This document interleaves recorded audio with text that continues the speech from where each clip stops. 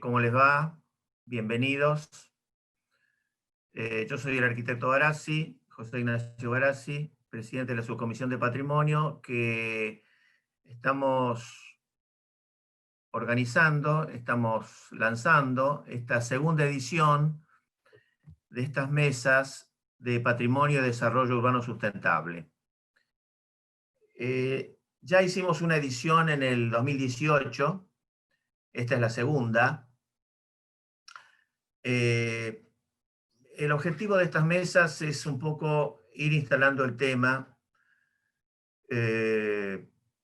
porque equivocadamente se estaba empezando a generalizar la idea de que los inmuebles catalogados, los inmuebles patrimoniales y las áreas patrimoniales eran vistas como elementos congelados.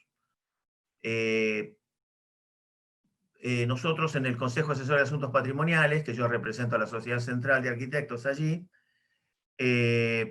veíamos y percibíamos cómo, desde el punto de vista inmobiliario, era como un castigo que un inmueble fuera catalogado o que un inmueble estuviera encuadrado dentro de un área de protección histórica. Eso no puede ser. Eso no puede ser. Lo patrimonial es un valor. Y está bueno que desde lo inmobiliario, desde el real estate, eso empiece a cambiar. Para eso tienen que ocurrir varias cosas. Empezar a instalar el tema como lo estamos haciendo en estas mesas.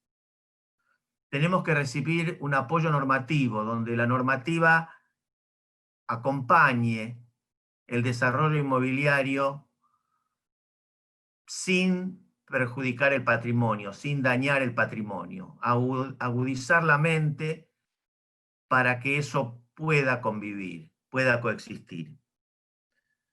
Para eso también es importantísimo el tema del proyecto.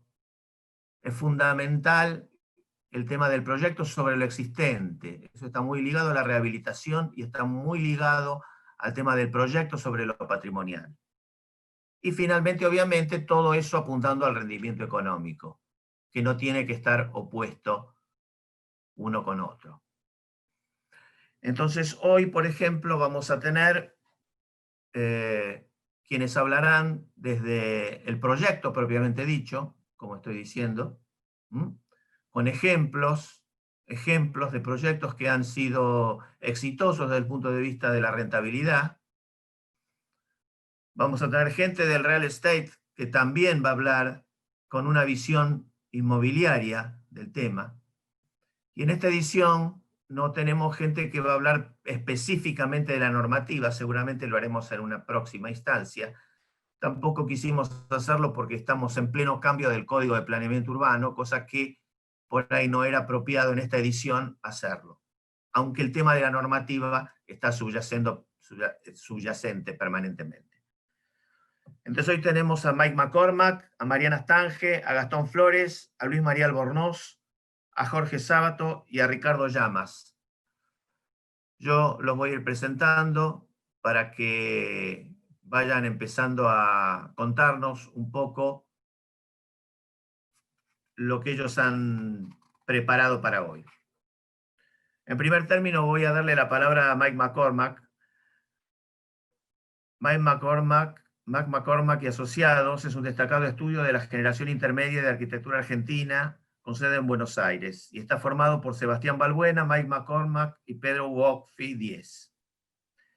Entre sus proyectos más destacados en los últimos años se encuentran el Forum Madero, Los Molinos Building, Aquavento, Aquaterra, Faena Art Center, Venice, Ciudad Navegable, Rinconada del Mar, Palacio Lezama, Metra Rosario, Torre Zárate Chico, bueno, muchas cosas.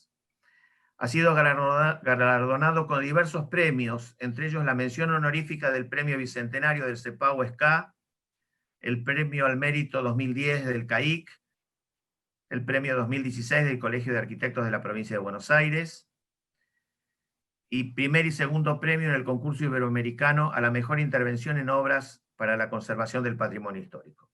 Bueno, Mike nos va a hablar del enfoque de los proyectos que involucran edificios significativos y estrategias de diseño para su puesta en marcha, ampliación, puesta en valor y funcionamiento. Mike, tenés la palabra, tenés 15 minutos. Bueno, gracias, ahí pongo el cronómetro. Bueno, yo les voy a contar un poco cuál es el enfoque de nuestro estudio respecto del diseño en general y después aplicado a lo que son edificios patrimoniales. Y después sobre el final les voy a mostrar un par de ejemplos de edificios que hemos hecho en la ciudad de Buenos Aires, que son más o menos conocidos y que ilustran todo lo que les voy a decir al principio. Nuestro estudio, desde que se inició con Pedro y Sebastián, ha tenido una cantidad de encargos de distintas escalas, de escalas muy chiquitas hasta escalas muy grandes. Siempre ha tenido un hilo conductor que siempre hemos trabajado en algún momento para empresas desarrolladoras. Y como tales, nos han traído la posibilidad de diseñar edificios grandes, pero también nos han traído mucha exposición y muchos cuestionamientos. Siempre uno tiene que estar dando explicaciones y rindiendo cuentas. Eso ha forzado un método de trabajo en el estudio, además de nuestras propias convicciones, que tiene que ver con ser muy sólido a lo largo de todo el proceso. Entonces nosotros cada vez que arrancamos un proyecto, lo hacemos desde cero, foja en blanco, tabula rasa, no forzamos ningún prejuicio, ningún preconcepto, ninguna receta, no repetimos soluciones, arrancamos de cero. Y arrancamos de cero con un método constructivista, digamos, aditivo, en el cual cada decisión se monta sobre la decisión siguiente y después un exhaustivo análisis de todos los datos de entrada. Los datos en general pueden llegar de manera desordenada, sobre todo en edificios grandes, donde los equipos de trabajo son muy grandes y los tiempos son muy largos. Entonces lo que nosotros tratamos de hacer es ordenar toda esa parte al principio, y hasta que no tenemos un proceso muy sólido de recopilación de datos, no empezamos a dar respuestas, que es un poco al revés de lo que los arquitectos estamos tentados a hacer siempre. De hecho, en la facultad nos enseñan al revés, que es tener una solución, tener una morfología, y después tratar de acomodarlo, encajar en esa solución todos los datos que van llegando. Nosotros tratamos de no hacer eso, hacer el proceso contrario. No somos de líneas sueltas en las servilletas, sino que somos una vez que el edificio, que ya tenemos todo estudiado y el edificio se lanza, no hay muchas más decisiones que tomar, y el proceso fluye de punta a punta. Entonces eso hace que nuestros procesos sean muy sólidos a lo largo de todo, de punta a punta.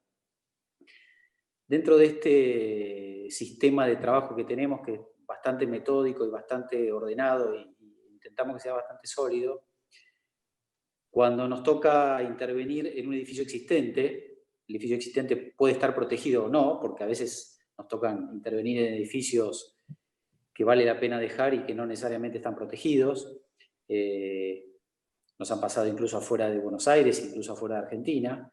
Este edificio nuevo encaja perfectamente, esta problemática nueva encaja perfectamente en nuestro sistema de diseño, porque lo único que trae el edificio es un bloque adicional de datos, que tiene que ver con las cosas que vienen con el edificio, temas fundamentalmente técnicos, que tienen que ver con la interacción que vamos a tener, con el uso que tiene el edificio, si el edificio va a aceptar el nuevo uso que estamos tratando de darle, si es compatible, el análisis técnico.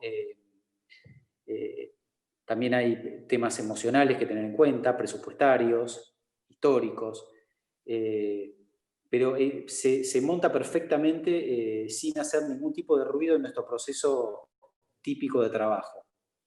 Cuando el edificio es patrimonial, incluso cuando no, nosotros preferimos, nos divierte más, nos gusta más cuando el patrimonial tiene nivel de protección cautelar, o sea que le podemos hacer crecimientos arriba e incorporar nuestra mano y poder completar el edificio. Nosotros tenemos una estrategia que la repetimos y la usamos siempre, que es la estrategia del Aikido. El Aikido es un arte marcial que es antiviolencia, no entiende al oponente como un oponente, sino que lo entiende como un proveedor de fuerza para aumentar la fuerza propia, a favor. Entonces, lo que trata el Aikido es de entender la energía del oponente sumar la energía a la propia y hacer una nueva unidad que es superior a las dos fuerzas. Y esa unidad superior es la que manda en el deporte. Entonces lo que nosotros hacemos es exactamente la estrategia del Aikido, que es redirigir la fuerza del oponente, que en este caso es el edificio existente, a favor de la nueva unidad que vamos a crear. El resultado es eso, no es una oposición contra lo viejo, no es una imposición sobre lo viejo, es una nueva unidad entre lo que nosotros le agregamos al edificio y lo que el edificio ya traía. Me acuerdo cuando hicimos los molinos, Faena le gustó esta teoría y la aplicó, y él aplicaba una frase que el edificio de los molinos es un edificio que tardó más de 100 años en construirse, porque entendió el concepto de que es un edificio que se empezó en 1900 y que nosotros lo pudimos terminar en el 2010. Era como el edificio del siglo. Nosotros entendemos que hay una nueva unidad que excede al edificio protegido y que excede a nuestro nuevo edificio. Nos gusta que el edificio nuevo sea un edificio distinto del que hubiéramos hecho nosotros y que sea un edificio distinto del que ya había. Es una especie de privilegio que tenemos de poder completar lo que otros fueron haciendo durante años o lo que hicieron hace muchos años. Ese es el espíritu con el que encaramos nosotros este tipo de proyectos. El proceso, desde este punto de vista, al ser encarado de esta manera, también se hace bastante fluido y bastante llevadero, pero tiene una cantidad de condicionantes que también lo complican, porque cuando el edificio es patrimonial, ya aparecen nuevos actores, además de las ingenierías especiales, las partes de patologías de obras, el análisis de las estructuras existentes, el sacado de probetas para poder reparar fachadas existentes, y toda la parte técnica, aparecen también temas que son más difíciles de controlar, porque aparecen otros actores también, incluso actores que no son, no solo, o sea, la normativa sería un actor, los funcionarios que aplican interpretan la normativa, pero también aparecen vecinos, asociaciones civiles, y no siempre hay una coordinación muy suave. Esa parte es una parte del proceso muy fuerte que también encaramos con otra filosofía que nosotros llamamos la filosofía SERF. El SERF tiene dos instancias: la instancia en que tenés que tomar control y la instancia en que te tenés que dejar llevar por la ola. La clave de saber en qué momento, cuál de las dos actitudes tomás, es la que te hace durar y ser exitoso en ese deporte. Nosotros hacemos lo mismo, tratamos de aplicar esa filosofía y de entender que hay momentos en que tenemos que tomar el control y hay momentos en que nos tenemos que dejar llevar. Y de esa manera acompañar hasta el final de que el edificio se termine. Quedarán un poco mejor, un poco peor, nos puede gustar más o menos, pero es la manera que hemos encontrado de trabajar. Yo ahora, para cerrar, les voy a mostrar algunos casos de edificios, imágenes. Espero que se puedan ver. Perfecto. Este es uno de los edificios que hicimos, Los Molinos, en Puerto Madero. Así es como quedó el edificio final, de nuevo, lo que siempre decimos, la nueva unidad, el edificio que tomó un siglo en hacerse. Así empezó. Este era era un conjunto de edificios en realidad, un conjunto de 8 edificios más, porque en realidad toda la parte que se ve ahí a la derecha era parte del conjunto, pero lo tomó otro desarrollador. Era una enorme cantidad de edificios y nosotros los analizamos de a uno en forma conjunta también con la gente de la municipalidad de interpretación urbanística. Y fuimos decidiendo qué partes valían la pena conservar, qué partes valían la pena reparar y qué partes nos parecía que no valía la pena y había que demoler. Hicimos un barrido fuerte sobre todas las edificaciones. Este es una grilla que habíamos preparado en su momento. Las zonas naranjas son las zonas que decidimos demoler. Y después la suma de todas esas zonas, que era unos 20.000 metros cúbicos, las reemplazamos con 15.000 metros cúbicos, un edificio que montamos arriba y que le dio nuevo coronamiento al conjunto, y todo lo que quedó libre una vez demolidas estas zonas lo liberamos al uso público a nivel calle. Este es el concepto a lo largo, el render y el corte de lo que habíamos propuesto. Ahí se ven los dos molinos, el molino de la izquierda, el molino norte y el molino sur. En el medio ahí se ve un agujero grande pasante, que es uno de los edificios que demolimos, que era un nexo entre los dos molinos, no tenía valor ni arquitectónico ni patrimonial.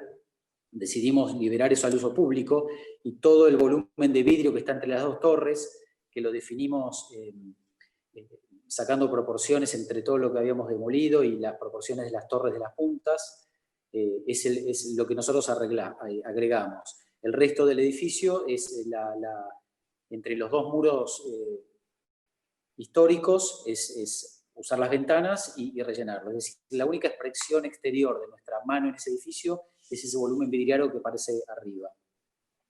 Este es el estado en el que estaba el edificio adentro, con unas estructuras metálicas y entablanados de madera, no aptos para incendio. Demolимos todo, usamos las estructuras metálicas de estructuras para la obra, para sostener las paredes. Este es el proceso de obra.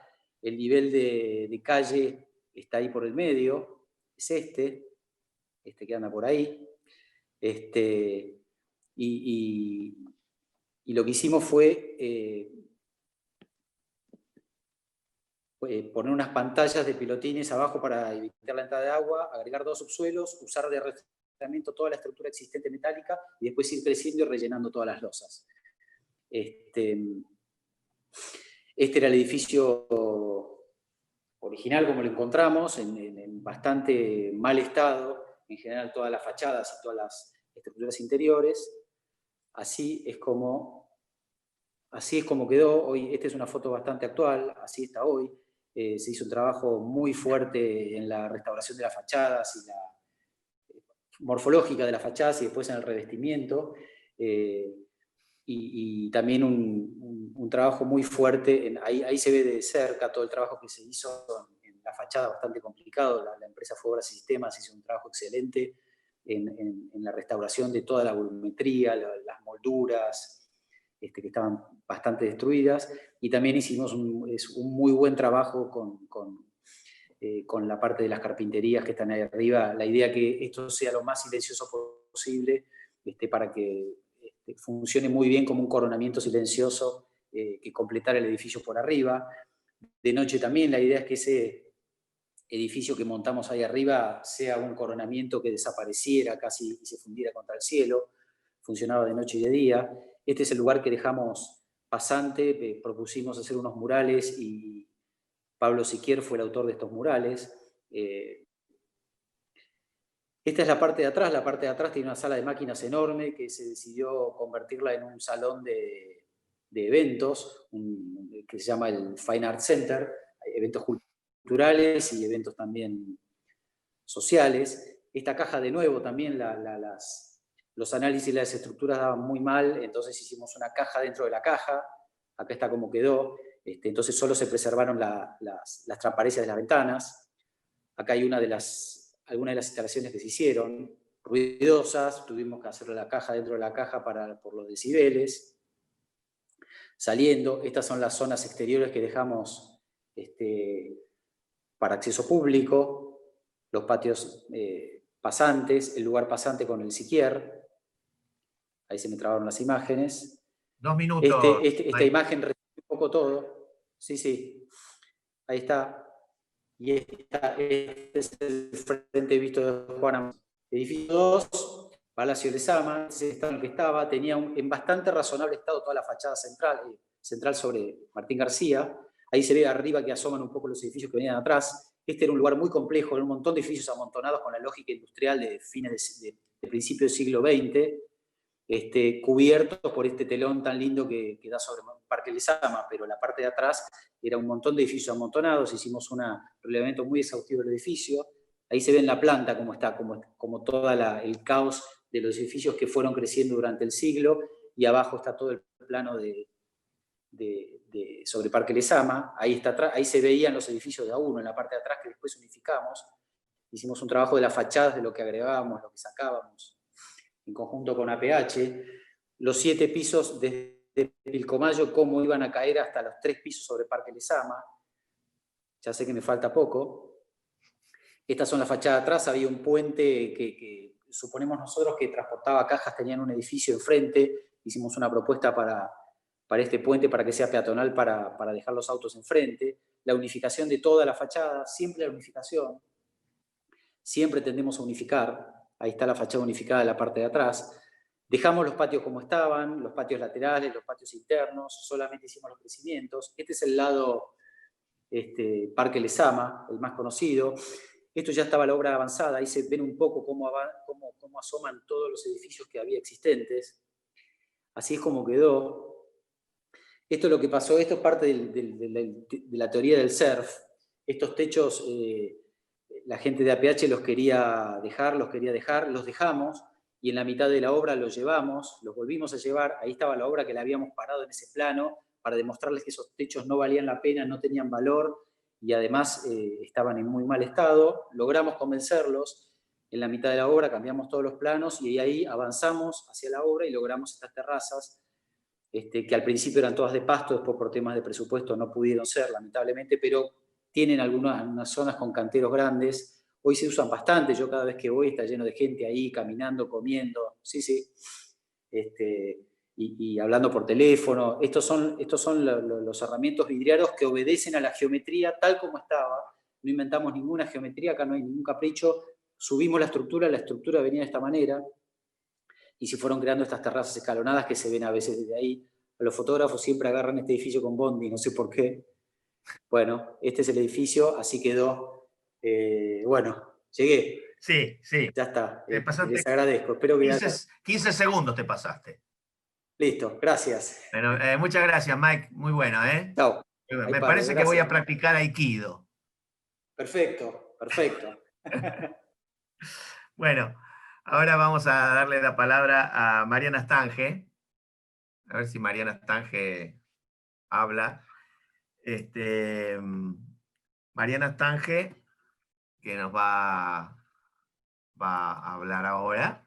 Acá estoy. Es ingeniera civil de UBA, con posgrado en desarrollos inmobiliarios, martillera y corredora inmobiliaria orientada al mercado corporativo. Desde hace 25 años dedicada al asesoramiento de empresas en sus necesidades inmobiliarias, como también a inversores y desarrolladores.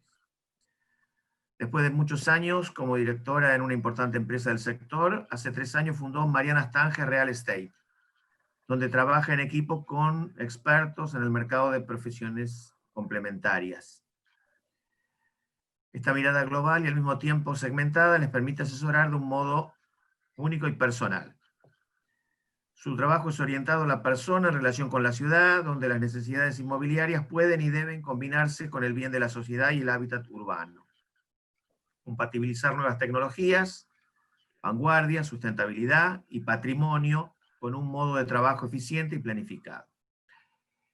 Mariana nos va a hablar su charla sobre el concepto de resiliencia, la resiliencia aplicada al urbano en general, Parque Patricios como ejemplo local y otros edificios en particular.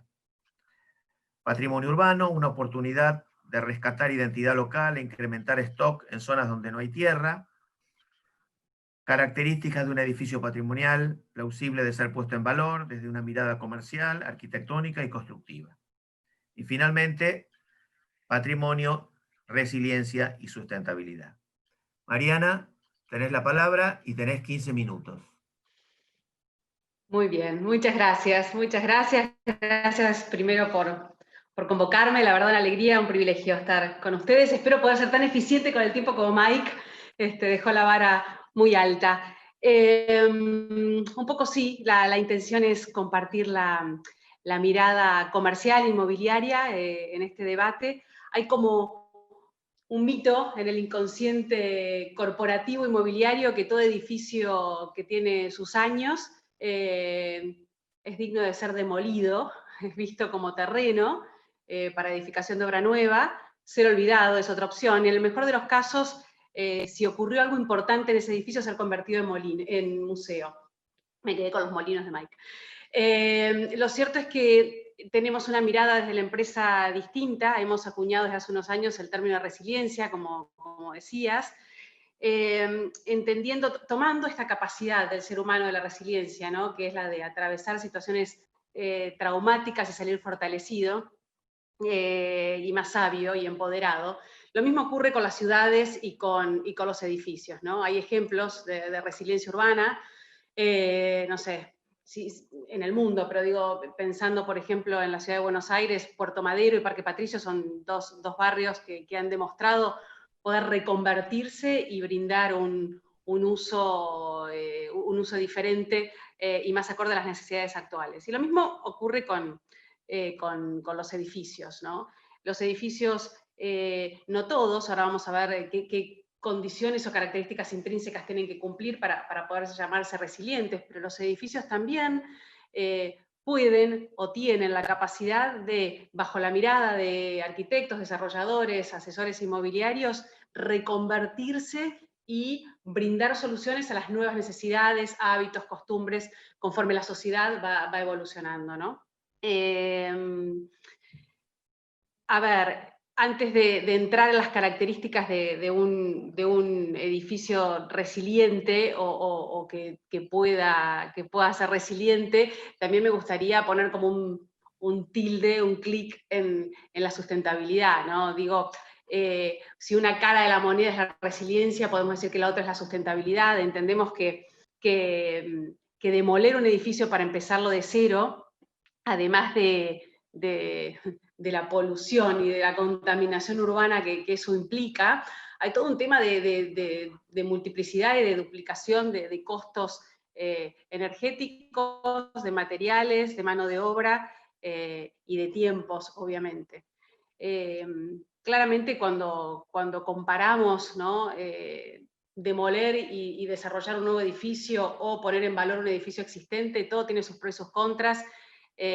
Coincido plenamente con lo que Mike decía respecto de a la hora de evaluar un edificio existente y ver, de ponerlo en valor y ver sus características para hacerlo compatible con las necesidades del mercado de hoy, uno se enfrenta siempre con una incertidumbre porque siempre el edificio guarda sorpresas, ¿no? Y en el medio de la obra podemos encontrarnos con determinados puntos o temas que no pudimos ver, no es que no los tomamos en cuenta o hicimos un mal análisis, sino que siempre hay sorpresas en los edificios existentes. Lo que sí podemos de antemano verificar son algunos puntos que sí o sí el edificio debe cumplir para poder ser llamado resiliente y para poder, en definitiva, aportarnos una solución a la demanda corporativa de hoy.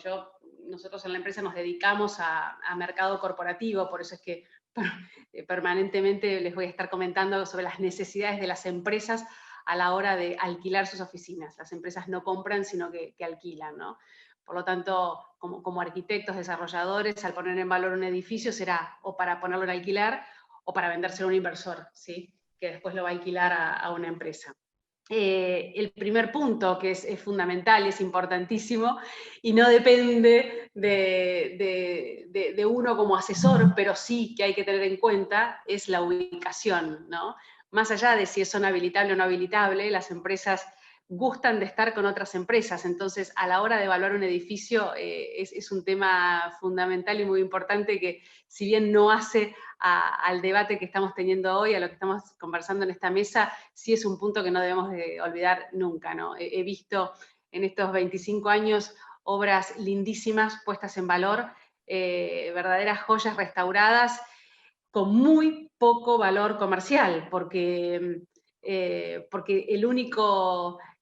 la única arma que le queda al edificio para poder ser competitivo en el mercado es con el precio, ¿no? Para poder atraer cuando está ubicado en una zona que no es interesante comercialmente.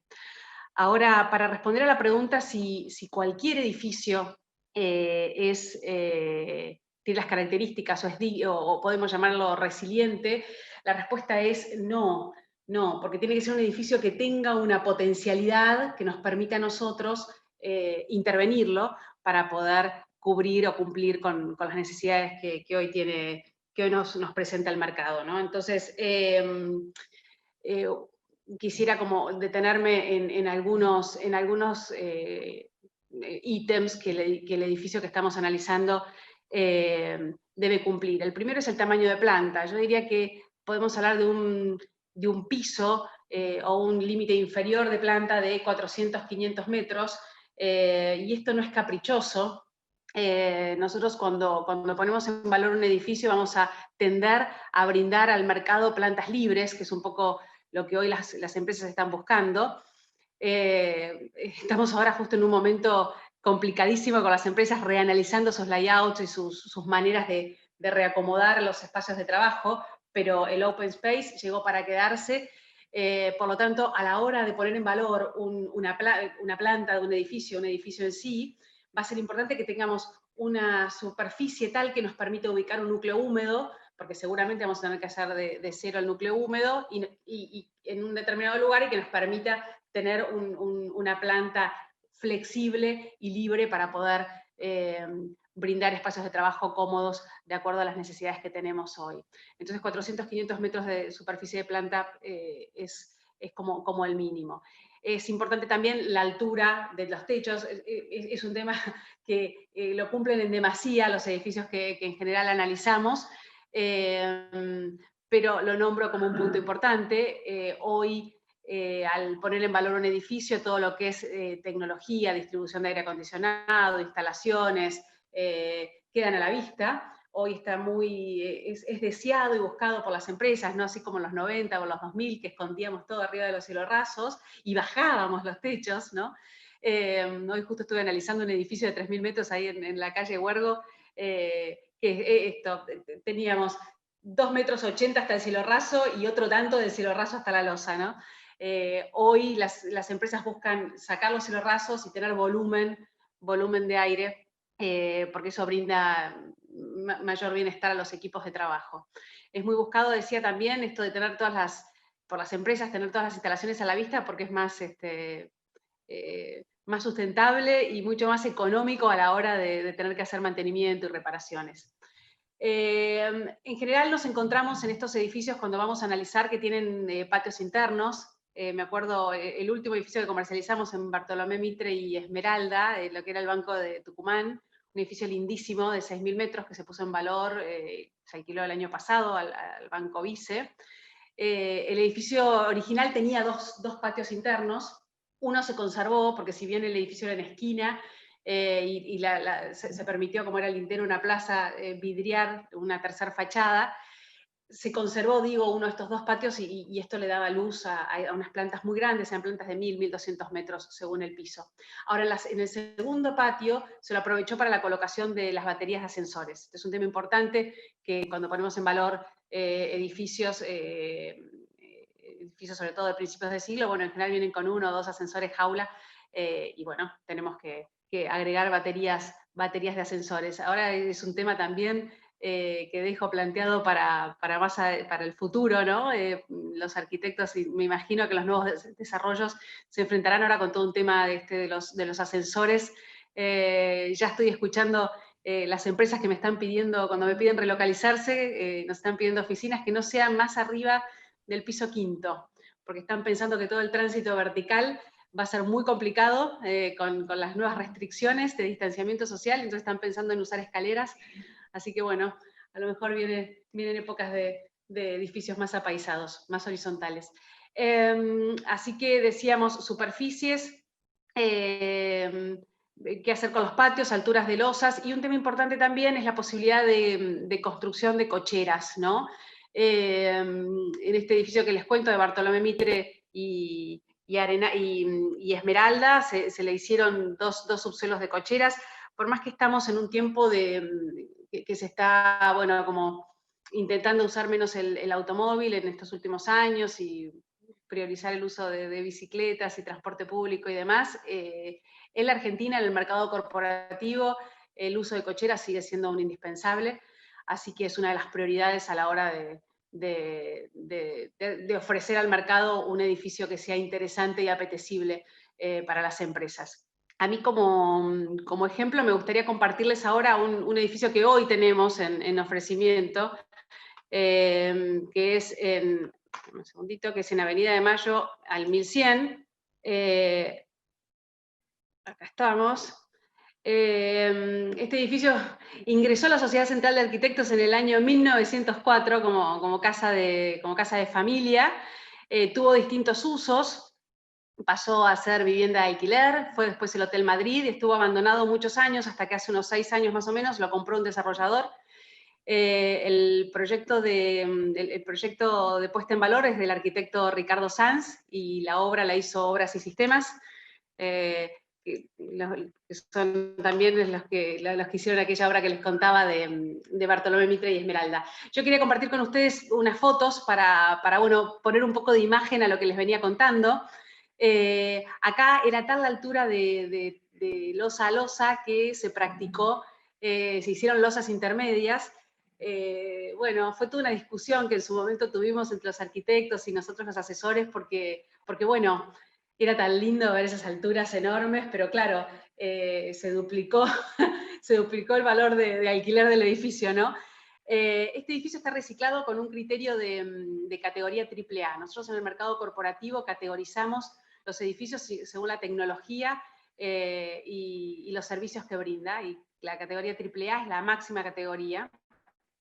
Y esto implica que se entrega como lo vemos acá en estas plantas, ¿no? Con piso técnico, cielos rasos, sprinklers, escaleras que se presurizan en caso de incendio, ascensores Schindler de última generación.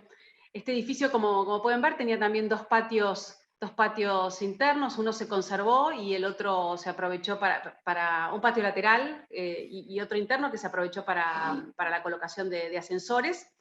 Y acá se permitió a las 6 plantas existentes, o a los 6 niveles que tenía el edificio, agregarle un... Ahí se cortó. Repetí lo que estás No diciendo, se vean, Mariana. pero eso permitió también mejorar la superficie final del edificio. Perfecto. ¿Ahí se me escucha bien? Sí, sí, sí. Ah, perfecto. Mostrarles entonces, como para ir terminando, esto es una idea de layout posible. Las plantas en este edificio tienen entre 400 y 560 metros en números redondos. Esta es una planta tipo.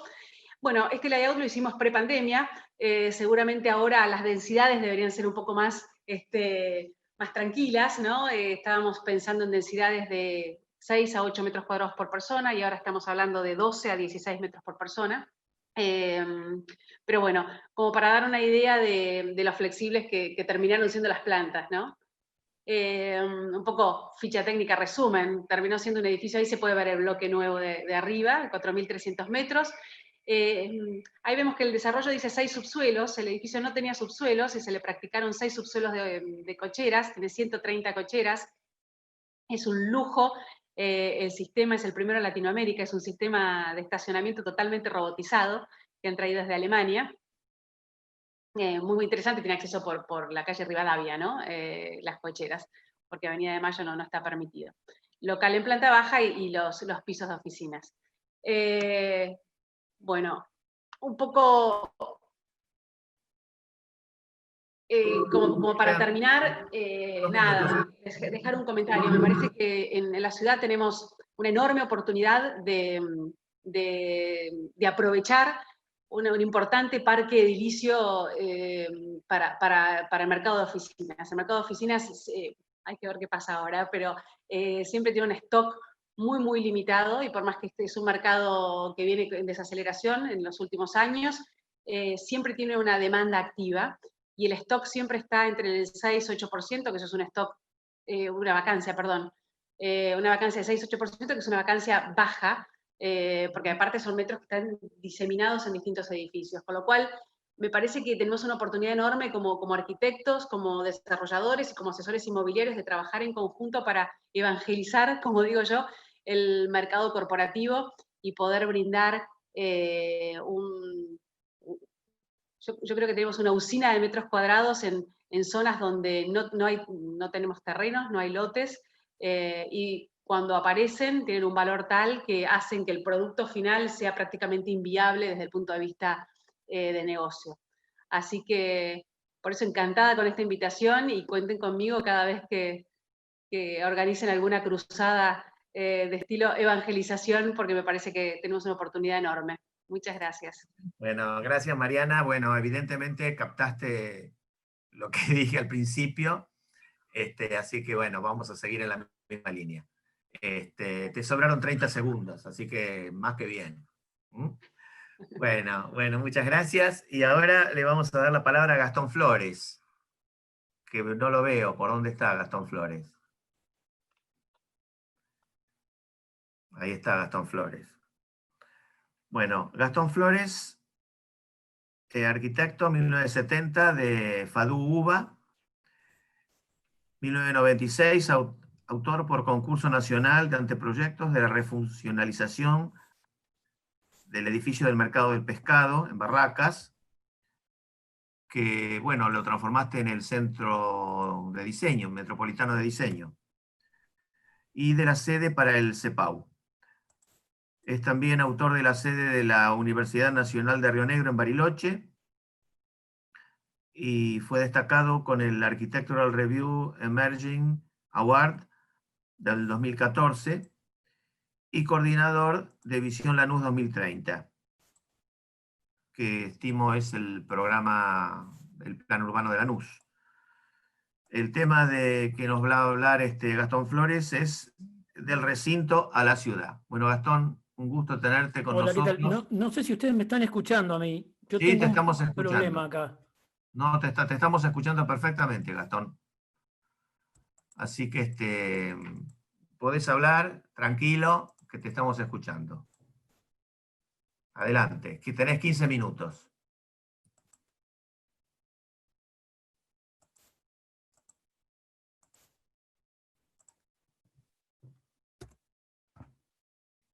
No te escuchamos ahora.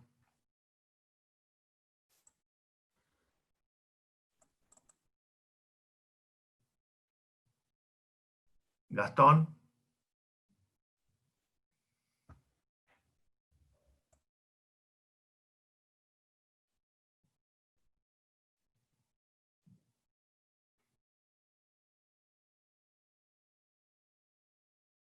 Gastón está ahí, pero no termina. Ahora sí. Ya estás, Gastón.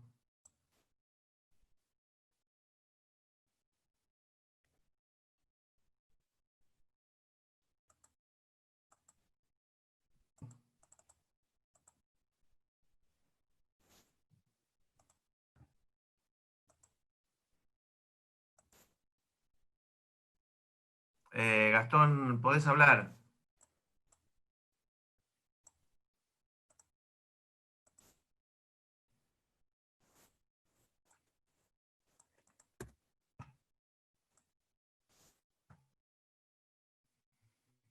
Bueno, no Arquitecto, sé. quisiera seguir con otro disertante que vemos con el arquitecto Flores, cuál es su inconveniente ¿Es mientras un tanto. problema técnico? ¿Es un problema técnico el de Flores?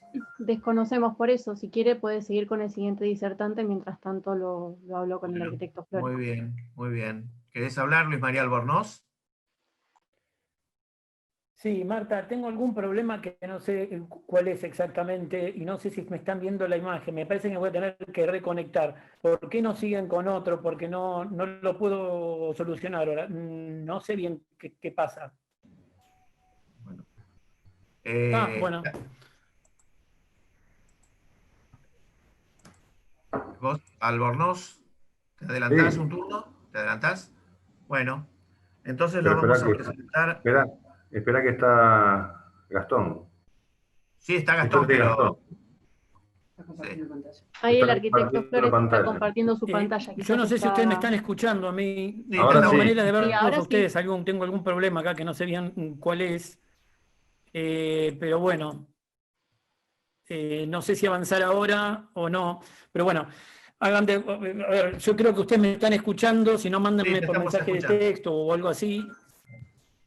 Lo estamos escuchando y lo estamos viendo también, su pantalla Listo. compartida. Sigo adelante, un tema técnico, la verdad, que desconozco. Les quería hablar acá particularmente de, ahora vamos a empezar bien la presentación, se llama Del recinto a la ciudad. No sé cuántos minutos fueron pasando, pero bueno, arrancamos. No te los contamos, Que tiene que ver con las Gastón. diferentes escalas de intervención. Me tocó hacer un edificio junto con Alberto, un subsuelo junto con Alberto Sartori, un edificio típico de la ciudad de Buenos Aires. Vieron que la mayoría tienen subsuelos.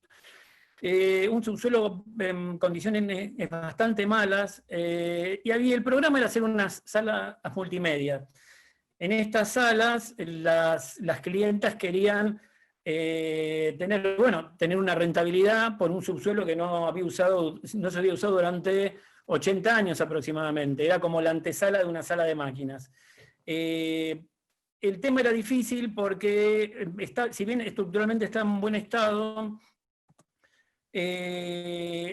la relación entre llenos y vacíos era como medio difícil de resolver. O sea, poner dos salas en este espacio parecía bastante complicado. Terminaba siendo más o menos una sala hipóstila, más o menos conocen todo lo que es una sala hipóstila, si no lo vieron en la arquitectura egipcia, lo habrán visto en el Parque Güell de Gaudí, donde el predominio de la masa es mayor que el predominio del espacio libre, ¿no? Esa es un poco la huella del edificio y el bosque de columnas que había. Fíjense que las distintas geometrías que tiene y cómo por otro lado reciben los apeos de los pisos de arriba. Eso, inclusive todas las columnas no son diferentes, no son iguales, unas son octagonales, otras de planta rectangular. Era como muy difícil intervenir e imaginarse algo interesante, o por lo menos eso era lo que me ocurría a mí. No sé si lo dije antes, este edificio es un edificio que había intervenido en su momento Slani Escurra en la planta baja y Alvarado Fonsartorio en los pisos superiores, y después Alvarado Fonsartorio me llaman a mí para hacerlo en conjunto. Esta imagen, Edward Hooper, es una obra que siempre estuvo... Es una obra que siempre estuvo en mi mente, y podemos ver como que es, si bien es una imagen estática, es muy dinámica por el juego de la luz y por el juego del vidrio. Fíjense los ventanales gigantes, la curva del vidrio en la esquina y el reflejo de la luz en el piso, ¿no? Entonces ahí uno se pone a pensar por qué las salas, o sea, esto tenía que ser una obra en seco, por qué esas salas en un subsuelo deberían ser cerradas, por qué deberían ser compartimentadas u opacas, cuando en realidad lo interesante sería integrar el espacio. Y acá surge esta planta en la que se contraponen básicamente dos formas, un vidrio con forma de S, con algunos paños ciegos, y un frente curvo que tendría las salas de máquinas. Esos dos elementos, más algunos enchapes en algunas partes, determinaron poder seguir jugando con esa especie de dicotomía y de fricción entre lo dinámico y lo estático.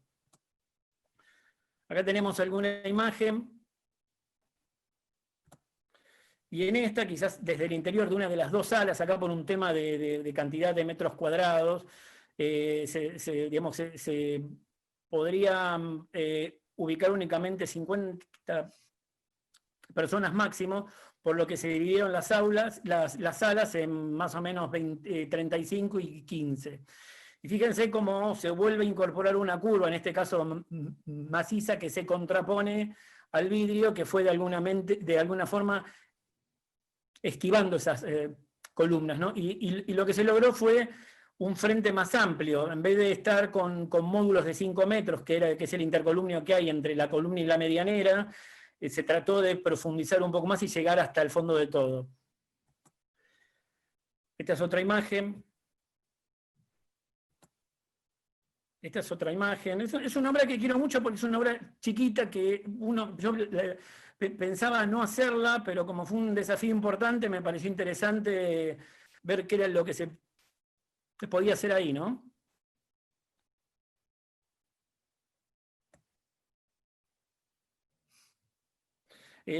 Como se dan cuenta, los colores fueron mínimos, digamos, no hay casi, son tonos de gris, y creo que de alguna manera se logró crear un ambiente tranquilo, entender que uno está en un subsuelo, porque eso me parecía importante, que uno entendiera que está en un subsuelo y no en una planta baja. O sea, hay una vivencia del menos cero, del menos 3, siempre, que me parecía importante que no intentara simular una planta alta. Por lo tanto, uno cuando baja a este subsuelo, baja a un subsuelo. Nos vamos de esta obra a otra obra que quizás algunos conozcan ya, que es el reciclaje del mercado de pescado en barracas. Como se dan cuenta, es un infill, es una incrustación urbana, donde había todo un perímetro de edificación que tomaba la escala del barrio y que tenía una estructura interna constituida por una calle central y unas naves en paralelo. O sea, las estructuras de bordes como que delimitan y ponen freno de alguna manera a ese sistema infinito que es el cuerpo de fábrica, que puede crecer en un sentido por adición de cuerpos o por destruir el corte del techo, ¿no? Entonces, en este caso, digamos, lo que hizo fue incorporar recintos, tratando de conformar una calle interior. Nos encontramos con esto, fíjense el bosque de columnas de nuevo. La diferencia es que este bosque era como muy estructurado, definía claramente bahías mayores y bahías menores, que finalmente se terminaron utilizando como bahías de servicio las menores, y las bahías grandes, de grandes luces, que eran, si no me equivoco, 17 metros, albergaban unos contenedores que se llamaron barcos, que los pueden ver ahí en amarillo. Esa calle que quedó definida por la presencia de los barcos, por los diferentes distanciamientos, digamos, esa situación urbana, terminó armando un espacio de mucha vida.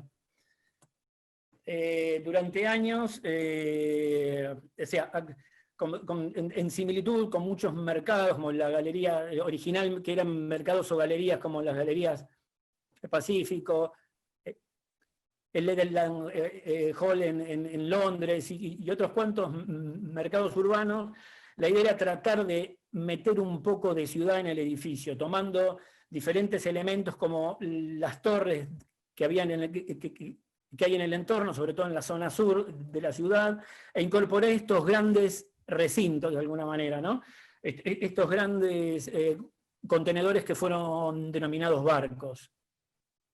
Esta es un poco una imagen en la que se ve toda la vida que concentra la calle y todo da hacia esa calle como en la ciudad misma. Acá se ve el interior de algunos de estos contenedores y de alguna manera todos estos megamuebles terminaron armando una especie de landscape interior, una secuencia de diferentes edificios que tratan de configurar esa ciudad interior. Este mercado tuvo diferentes vivencias durante todos los años en los que se vino desarrollando el Centro Metropolitano de Diseño, ¿no? Hubo desfiles, presentaciones de las facultades, performance, recitales, pero el tema es que hoy, o sea, hace unos días me sorprendí al recibir unas fotos de que el edificio era más flexible de lo que quería originalmente, o sea, la calle era muy dúctil, y terminó teniendo una función inesperada, que era la de transformarse en un centro logístico y de distribución de alimentos en la ciudad de Buenos Aires. Esa calle que era pensada de alguna manera para aglutinar gente, para tener relaciones sociales, para intercambiar información, terminó teniendo un rol mucho más crudo, ¿no? Fíjense cómo hay una vuelta al uso de la calle más similar a un mercado en el fondo. Digamos, es una imagen completamente inesperada, cómo se transformó el edificio en algo inesperado absolutamente. Y por otro lado, en esta especie de burbuja que vivimos muchas veces, que a mí me pasa particularmente cuando abro el AD y la veo llena y veo que mucha gente no la tiene, uno se pone a reflexionar un poco, ¿no? Así que de alguna manera con estas imágenes quise rendir un poco un homenaje a toda esta gente que trabaja los fines de semana mientras nosotros estamos cómodamente descansando, ¿no? Me pareció importante hacer ese reconocimiento y que de alguna manera volver a ver que esa función con la que se había pensado originalmente sigue viva en el edificio. Así que bueno, del CMD nos vamos a otra escala y caímos en el municipio.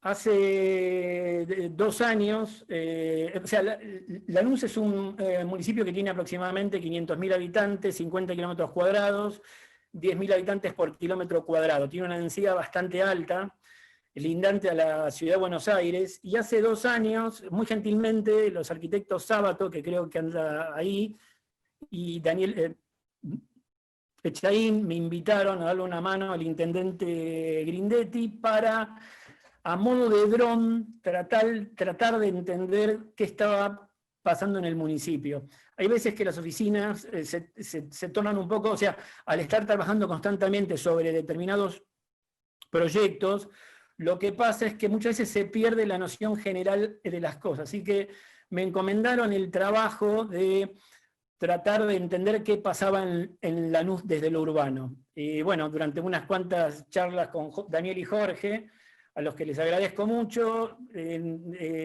me transfirieron una serie de conocimientos como para tratar de encarar este tema de la mejor manera. Es así que después de un análisis que duró aproximadamente 1 año, donde se hicieron fodas, digamos, esto no es un plan de desarrollo territorial, es parte de los lineamientos posteriores a un análisis de la dimensión físico-ambiental de un plan de desarrollo. Los 5 grandes temas que se desarrollaron en Visión Lanús 2030 son identidad y patrimonio, Lanús Verde, Barrera Cero, desarrollo de los barrios y Lanús Siglo XXI. ¿Por qué identidad y patrimonio y no patrimonio e identidad? Porque Lanús carece en un punto de identidad. En general se asocia al municipio con el club, cuando en realidad, al estar constituido por barrios que originalmente pertenecían a Lomas, a Capital Federal, a Avellaneda, termina siendo una especie de rejunte de barrios digamos, en los que tenemos que encontrarle una identidad propia. Digamos, la identidad siempre está, pero hay que tratar de encontrarla. Así que de alguna manera uno de los temas fue empezar a encontrar esos edificios que podrían entrar en la memoria colectiva de todos. Así que bueno, aparecieron el Museo Histórico de las Malvinas, hay una serie de iglesias apostólicas muy buenas, debe haber aproximadamente unas 10, hay unas cuantas iglesias católicas también muy buenas. Tenemos el campus de la Universidad de Lanús, un gran edificio. Tenemos también las parrillas de la estación Remedios de Escalada, que conjuntamente con toda una serie de situaciones sueltas conforman un gran grupo que es algo al que empezamos a denominar el pulmón verde metropolitano, del que hablaré un poco más adelante. Y bueno, toda esa serie de edificios que pensábamos que eran 5 o 10, terminaron siendo por lo menos 50 en una primera instancia, y se los plasmó en una serie de planos, como para que empezara a tener en cuenta y a valorarlos, y a introducirlos en la mente de los vecinos y en el patrimonio de la ciudad, para empezar a armar una identidad del municipio. Otro de los temas importantes fue entender el verde en Lanús. Lanús es un municipio es como una especie de grilla continua infinita en la que se plasma lo que se podría denominar la cementización de la llanura pampeana. Se ha cubierto completamente con hormigón y con calles, y se han olvidado las plazas.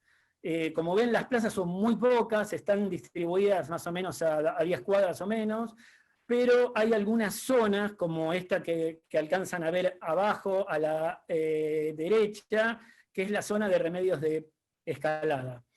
Entonces, lo que se intenta hacer de alguna manera en parte del plan es la sistematización de esos espacios verdes. El tratar de no entenderlos como una serie de elementos atomizados y sueltos, sino como una concatenación y una identificación, sobre todo, de 5 grandes sistemas unidos por corredores ambientales. en gran parte de ese pulmón verde que veíamos antes alrededor de la estación, podemos ver abajo que hay una serie, está el Club Lanús, las escuelas, el Parque Vaperón, el velódromo, la universidad, los talleres, bueno, hay una serie de edificios que conforman un conjunto de 150 hectáreas. 2 minutos, Que Gastón. hoy está diseminado y sin unidad. Y sin embargo, como se puede ver en las fotos de arriba, cuando uno se mete dentro del conjunto, pareciera no estar ni en Buenos Aires ni en la ciudad de Lanús. O sea, lo árido de Lanús no se verifica, acá esa especie de cementización no se verifica. Por lo tanto, la idea es consolidar toda esa zona como un verdadero pulmón verde, como el centro de respiración de la ciudad de Lanús. Fíjense que tiene un área de influencia enorme, de más o menos 800.000 habitantes, y no tenemos ningún otro cerca. Así que la idea es tratar de consolidarlo de alguna manera. Gastón. Y después, otro de los temas es Lanús siglo XXI, que es bueno, teniendo en cuenta todos estos descubrimientos, no descubrimientos, sino el tratar Gastón Flores. de reencontrar esas cosas que ya existen, consolidar de alguna manera los espacios verdes, el medio ambiente, y por otro lado dejar espacio a las nuevas inversiones y a los nuevos emprendimientos.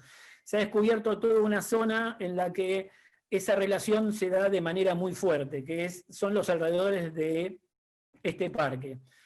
Esto es lo que teníamos ahora y esto es lo que esperamos que sea en algún momento. Si quieren encontrar más información sobre todo esto, si capturan una pantalla ahora, lo pueden entrar y ver después. Muchas gracias.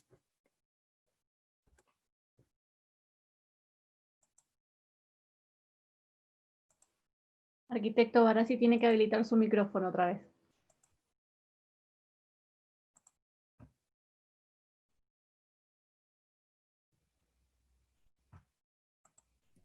¿Se oye ahora?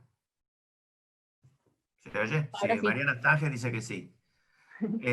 Bueno, muchas gracias, Gastón. A pesar de los problemas técnicos, bueno, pudimos terminar. Ahora le toca el turno a Luis María Albornoz. Luis María Albornoz es arquitecto de la Universidad Católica de Santa Fe y es titular del estudio Albornoz y AMP Asociados. Vicepresidente primero de la Sociedad Central de Arquitectos en 2007 al 2013 y vicepresidente de la Federación Argentina de Entidades de Arquitectura, FADEA, del 2009 al 2013. Luis María Albornoz nos va a hablar de la recuperación y refuncionalización de un inmueble patrimonial a través de una inversión inmobiliaria en busca de rentabilidad. Gracias, Luis María. Todo tuyo. 15 minutitos para vos. Bien. Yo tengo micrófono, sí.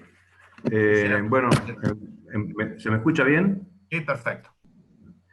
Bueno, en primer lugar, quería agradecerle a José Ignacio en su carácter de comisión de la Comisión de Patrimonio por haber organizado el encuentro y por haber participado a la Comisión de Arquitectos Emprendedores de la que formo parte y a la que coordino junto con Jorge Sábato. No es un agradecimiento solamente formal, sino porque me parece una muy buena idea de haber juntado las dos miradas. En una de las gacetillas que promocionaba este panel, que creo que además la dijo José Ignacio, dice: existe una percepción generalizada de considerar un inmueble catalogado como congelado y predestinado a la casi ausencia de rentabilidad. Bueno, yo no soy arquitecto patrimonialista, pero sí he sido testigo a lo largo de mi trayectoria de muchas de estas discusiones entre los dos extremos, la conservación a ultranza y la destrucción a ultranza con tal de conseguir rentabilidad. Por supuesto, en los últimos años, y con el avance del patrimonialismo y de las ventajas de la recuperación de los inmuebles patrimoniales, estas distancias se van acortando. Yo voy a presentar un trabajo que hizo mi estudio a fines de la década del 90, y que es interesante por un par de me parece que es interesante por un par de razones. Primero porque tiene una perspectiva ya de 20 años desde que se inauguró, y ver qué le pasó a ese inmueble.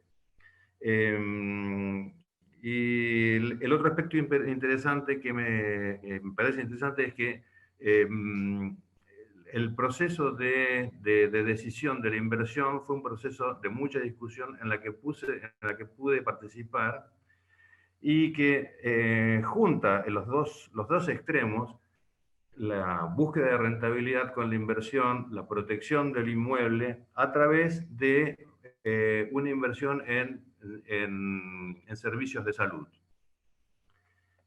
Es decir, en el año 95, perdón, yo tengo que compartir pantalla, ¿no? Sí. Compartir. Fue para atrás. Bueno, perdón por la demora. Bueno, yo en la primera placa es una síntesis un poco de este pensamiento. Una inversión inmobiliaria en busca de rentabilidad con la recuperación de un inmueble patrimonial en avanzado estado de deterioro. En el año 95, la obra social Los Pose, que es obra social del personal de organismos de control externo, que en esa época los organismos de control externo eran básicamente Auditoría General de la Nación, Sindicatura General de Empresas Públicas, etc., tribunales de cuenta. Tenía una obra social en crecimiento y decidió encarar una inversión atendiendo en función del crecimiento de sus afiliados y la localización de estos. Es decir, eran básicamente gente que estaba localizada en sus lugares de trabajo, en el barrio Montserrat y en el microcentro. Y armó un plan médico en donde los servicios fundamentales que querían suministrar era emergencia, odontología, laboratorio, diagnóstico por imágenes, rehabilitación y cirugía. Bueno, entonces contrataron al estudio nuestro para acompañarlos en el proceso. Y lo primero que había que decidir eran entre dos opciones. Una era clásica, demoler un edificio obsoleto para construir desde los cimientos. Y la otra era recuperar y refuncionalizar un inmueble catalogado. Y esto fue porque ellos detectaron el inmueble que se está viendo en la foto, que es un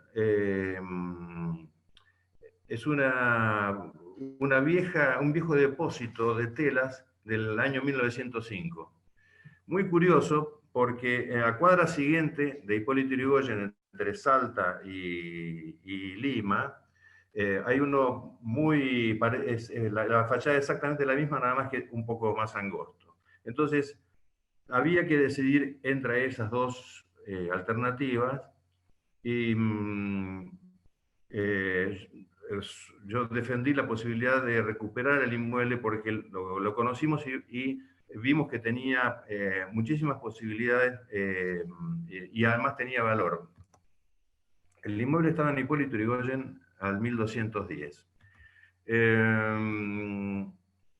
Se hizo una preevaluación de la inversión, donde se consideró la ubicación, que era muy estratégica, porque lógicamente estaba a 100 metros de la avenida 9 de Julio, de la avenida Corrientes, de la avenida de Mayo. Tenía un muy bajo costo de incidencia del inmueble en el total de la inversión, porque el inmueble estaba muy deteriorado y hacía un par de años que la inmobiliaria no recibía ofertas por el mismo. Con un anteproyecto previo hicimos un análisis del costo de la refacción y daba muy inferior al de la obra nueva, y el resto de las inversiones, que era todo el equipamiento administrativo y de salud, era una inversión estándar, ya que no incidía básicamente en la total de la operación. Estimamos un tiempo total de gestión y de obra en 3 años. Bueno, acá está el edificio, este que está medio amarillito en la foto. Quiero hacer la aclaración de que no tengo fotos digitales, porque en esta época todavía sacábamos fotos con máquinas, y algunas se han perdido por un par de mudanzas que tuvimos en el estudio. Pero lo que hay, me parece que es, primero, es lo que hay y sirve. El edificio estaba sobre una superficie de 10 por 35 aproximadamente, estaba construido en la totalidad del terreno, y tenía una fachada muy ventajosa, tenía una fachada muy bonita, era un neoclásico rioplatense con ornamento medio Art Nouveau, pero tenía 3 niveles, planta baja, primero y segundo piso, de casi 6 metros de altura. Con lo cual, era una oportunidad perfecta para conseguir mayor superficie. Tenía 1.100 metros cuadrados de superficie y necesitábamos ampliarla para poner todos los servicios que se habían propuesto integrar. Acá hay un corte que después vamos a hacer un corte transversal, donde el edificio arriba de su primer piso tenía el clásico patio lateral, pero tenía 2 niveles de altura. Las plantas eran de 6 metros, como dije, y logramos 2 entrepisos para dejar 260 a nivel entre niveles, y 40 centímetros de losa y contrapiso. Acá estamos viendo, este es el producto también de la discusión que tuvimos, presentamos el proyecto y tuvimos una muy buena experiencia con el área de patrimonio histórico de la municipalidad, lo debo destacar. Tuvimos, porque los funcionarios, recuerdo a Susana Mesquida especialmente, tuvimos un muy buen nivel de discusión porque hicieron cumplir las normas, pero además atendieron a muchas de las sugerencias que nosotros hacíamos. De tal manera que aceptaron que hiciéramos los entrepisos, que son los que el cursor está, si se moviera el cursor se están indicando, pero que no llegaran que llegaran hasta 3 metros antes de la línea de fachada. Con lo cual quedaron 3 niveles completos sobre el frente, y después los otros 3 niveles con 2 entrepisos. De esa manera incrementamos en 600 metros, la clínica llegó prácticamente a 1.800 metros. Bueno, son fotos del estado, tiempo. Este es el estado en que se encontró la fachada. Este es el interior, al nivel es el primer piso a la calle. Las aberturas estaban destruidas, tiradas, toda la mampostería estaba bastante derruida. Era recuperable, era muy recuperable, pero estaba muy abandonado. Estas 2 fotos para mí son muy, muy tremendas, porque era el estado de ese espacio central que después lo recuperamos, visto desde arriba y visto desde abajo. Comenzamos entonces la recuperación y el fortalecimiento de la estructura, porque como en muchos casos, nosotros también hicimos una obra en el pasaje de la Piedad y nos pasó exactamente lo mismo. Que la primera sorpresa fue el estado de las columnas, que nosotros decíamos cómo fue que llevaron un siglo sosteniendo esto, porque era el clásico sistema de perfiles doble T apoyados sobre una planchera, apoyados sobre pilares de la mampostería de 60 por 60 por 60, a 2,5 metros de profundidad. Y la verdad es que daba un poquito de impresión. Bueno, tuvimos que, primero que a las bases hubo que rodearlas, hacerles un cinturón muy gordo de hormigón armado. Los perfiles tuvieron que ser todos descascarados porque las alas y las almas están bastante maltratadas por el tiempo. Se sustituyeron algunas partes, se recuperaron otras. y los que estaban más comprometidos hubo que hacerles una columna adicional, abrazándola, apeando sobre vigas que tenían 2 vigas más que iban 2 metros más de profundidad. O sea, toda la estructura del edificio se reforzó. Tenían, las bovedillas estaban dentro de todo en muy buen estado, o sea que fue una buena noticia dentro de todo.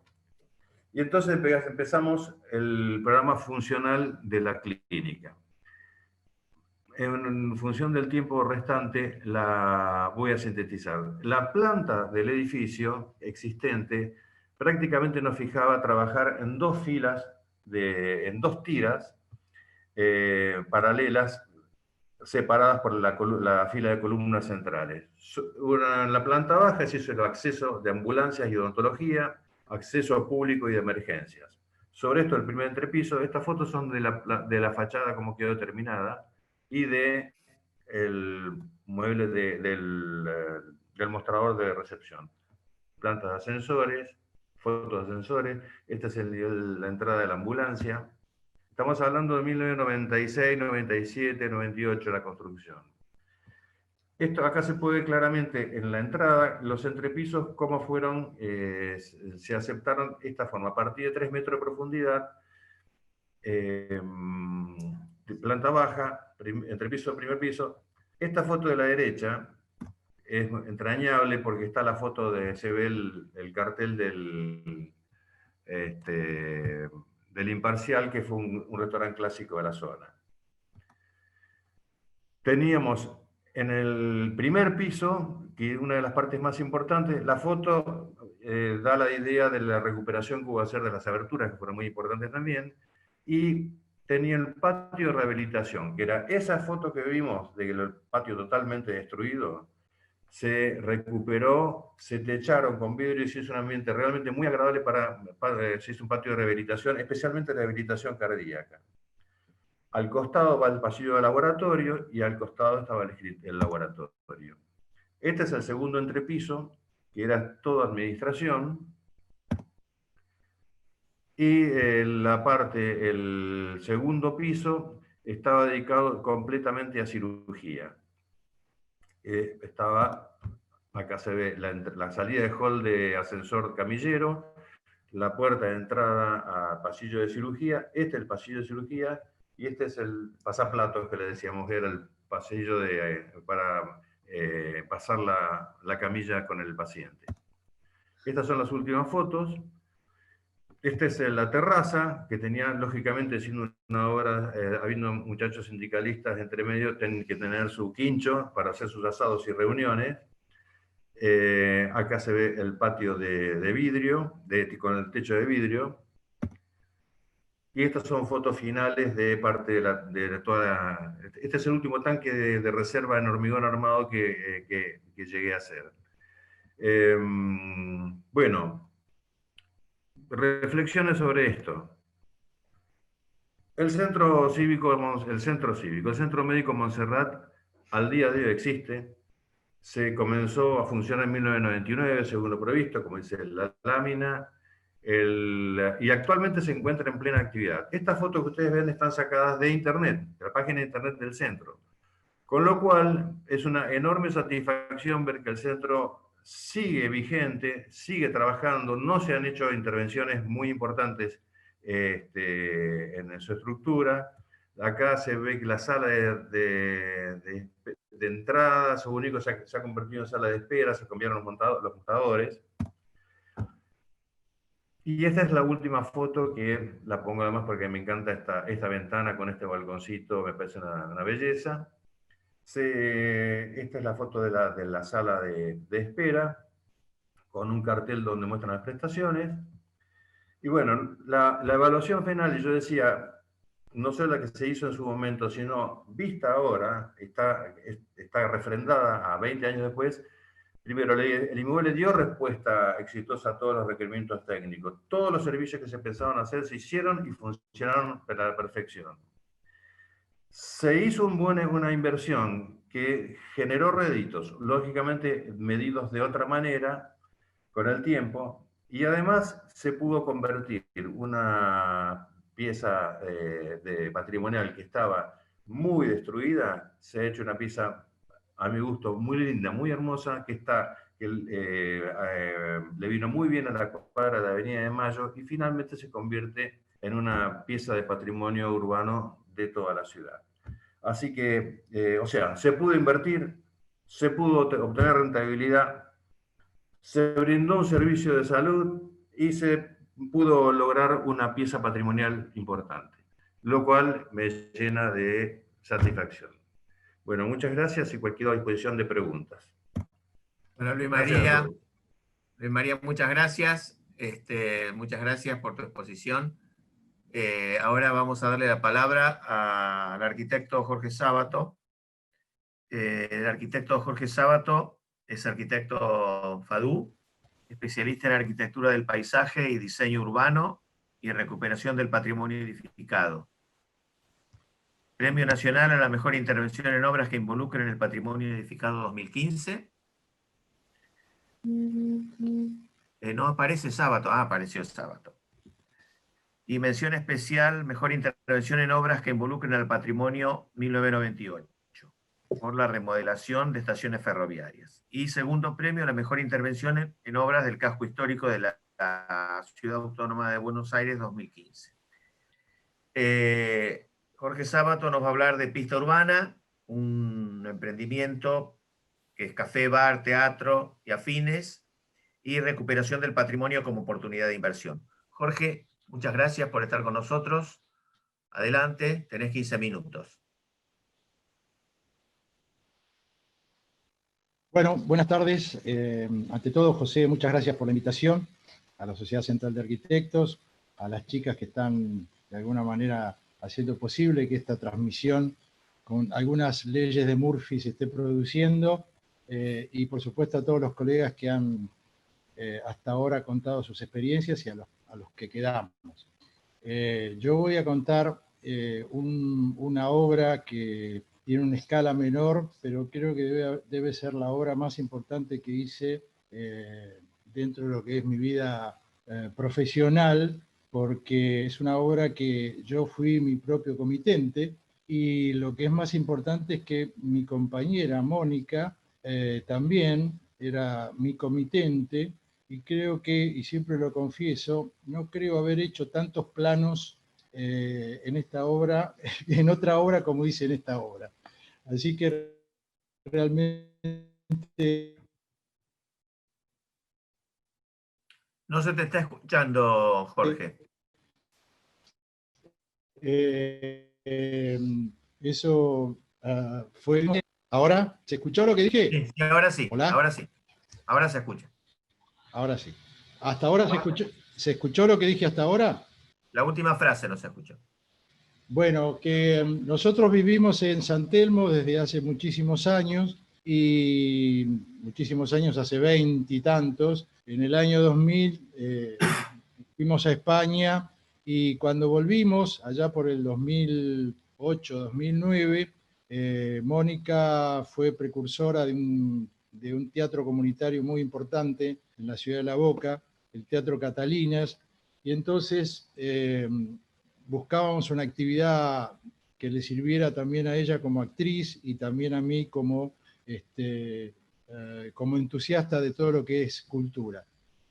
Y empezamos a buscar para la compra un local comercial que tuviera el encanto que tiene realmente el local este que recuperamos.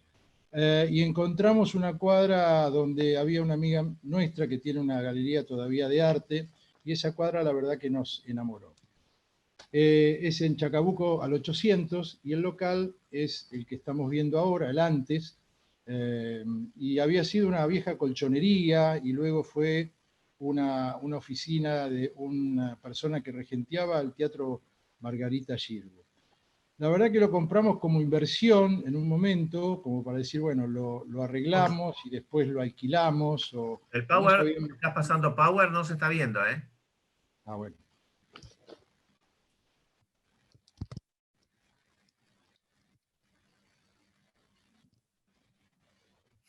¿No se vio nada hasta ahora? No. Bueno, ahí estamos bien. Se te vio a vos. Ahora, Bueno, sigue hablando.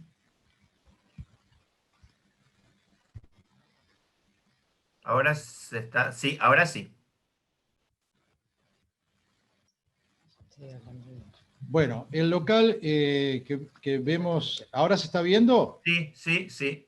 Bueno, este local que encontramos, yo decía en Chacabuco al 800, lo compramos inicialmente como una inversión, como para arreglarlo, recuperarlo, pero pensábamos que en algún momento podía llegar a ser alguna actividad cultural, pero no estábamos seguros porque no teníamos en ningún momento una idea de lo que queríamos hacer ahí. A punto tal de que en algún momento habíamos viajado a Tandil y nos enamoró una quesería que vimos ahí, dijimos reproducirla en San Telmo, hasta teníamos el nombre, era quesería sin queso, pero bueno, después lentamente empezamos a pensar en que esto podía ser un local que en esa cuadra brindara una oferta cultural.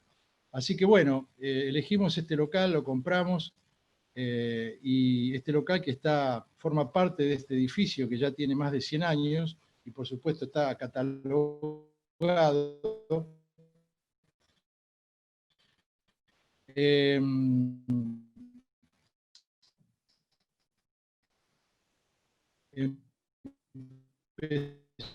está cortando la Va a voz. ser una oportunidad como para desarrollar allí este centro cultural que nosotros tenemos. Una colchonería y luego una oficina, y estaba muy deteriorado, diferentes intervenciones, estaba totalmente obsoleto todo, absolutamente la estructura y sus partes. Esto era lo que encontramos, algunas carpinterías estaban en buen estado, pero el resto era absolutamente en un estado estructural.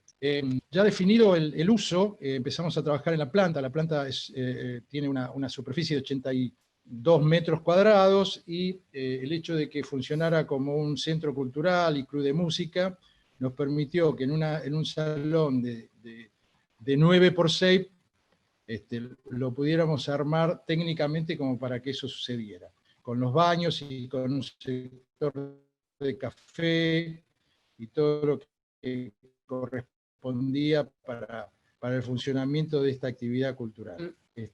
Nos fue permitiendo ver en su estructura lo que nosotros pensábamos. Fue fundamental el hecho de que los croquis que fueron iniciales y que fueron contrastados después de lo que hicimos de empezar a demoler en los trabajos preliminares el local. A ver, ahora, momento, se trabó.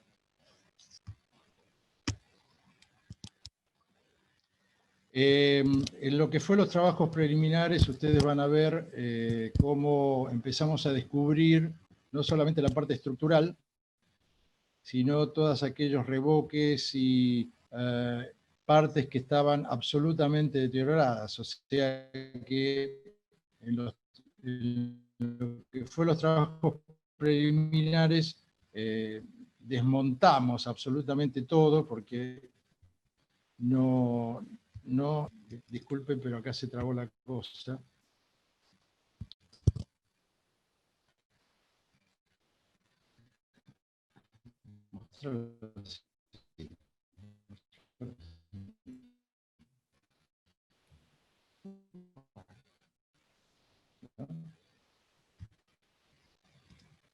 No sé si ven las fotos.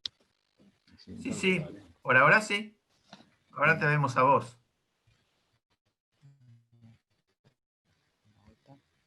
Que estás muy bien peinado, pero Ahí se no ven. estamos viendo el power. Bueno, muchas gracias.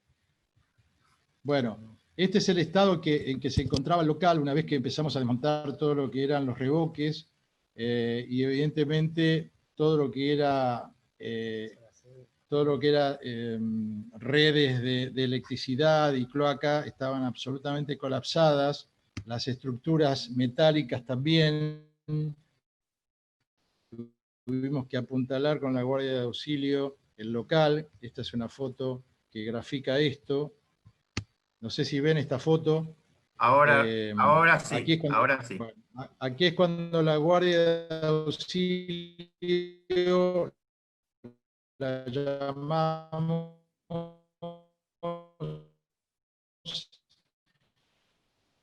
con el ingeniero Gittelman. Vimos que efectivamente las columnas estaban colapsadas totalmente, tuvimos que apuntalar unas. En la obra, bueno, dio que hiciéramos absolutamente todos los trabajos necesarios para la recuperación de este local, desde los cielos rasos acústicos hasta toda la parte de pisos de madera.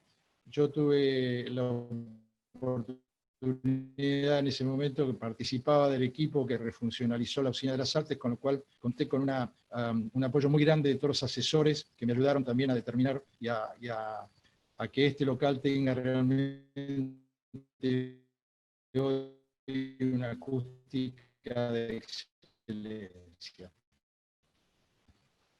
Aquí parte de la obra. Y ya la obra final, con toda la recuperación de sus carpinterías, y aquí puedo mostrar cómo de alguna manera la obra permitió con sus ladrillos, que tuvimos que tomar las juntas, y con la combinación del cielo raso acústico, el piso de madera y las paredes de ladrillos, permitieron que el nivel acústico sea de excelencia.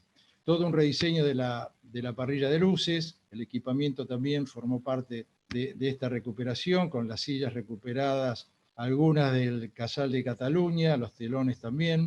Aquí vemos la iluminación también, que sirve para los espectáculos, pero también para la arquitectura en sí. Allá vemos de alguna manera los baños, que también recuperamos todo lo que son los artefactos originales. La instalación eléctrica a la vista, aquí el altar del Gauchito Gil, en honor a los operarios de la Guardia de Auxilio, que eran devotos del Gauchito Gil. Nuevamente la parrilla, aquí pueden ver la recuperación de todas las carpinterías, los arcos que fuimos descubriendo en la obra, las columnas ya recuperadas. Este es nuestro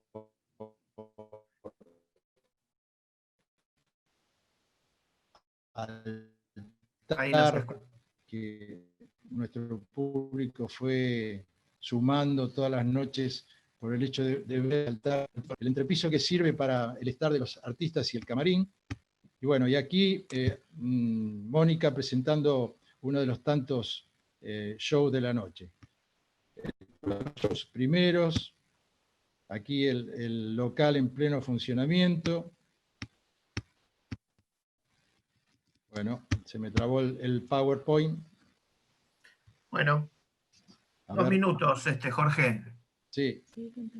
Bueno, yo lo que quería rescatar es que este local es un local que efectivamente en términos inmobiliarios fue una muy buena inversión, porque en algún momento lo hicimos tasar, y sumando la compra y la recuperación, de alguna manera se recuperó la inversión. Pero lo que recuperamos nosotros fue todo lo que es la identidad barrial, la identidad de San Telmo, con todas las actividades, ya sea dentro del local como fuera del local. Esto es una fiesta popular que hacemos regularmente, que es el final de un ciclo que hacemos de tango, el tango pide pista. Yo lamento que se trabe el Power, porque la verdad que hay fotos muy interesantes, pero bueno, esta es un poco la última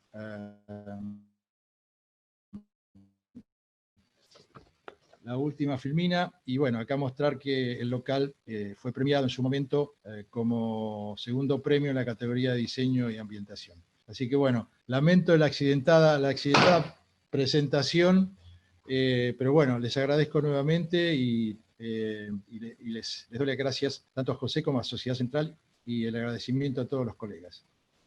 Gracias, Jorge. Bueno, la solución es ir a tomar algo a Pista Urbana, ¿no?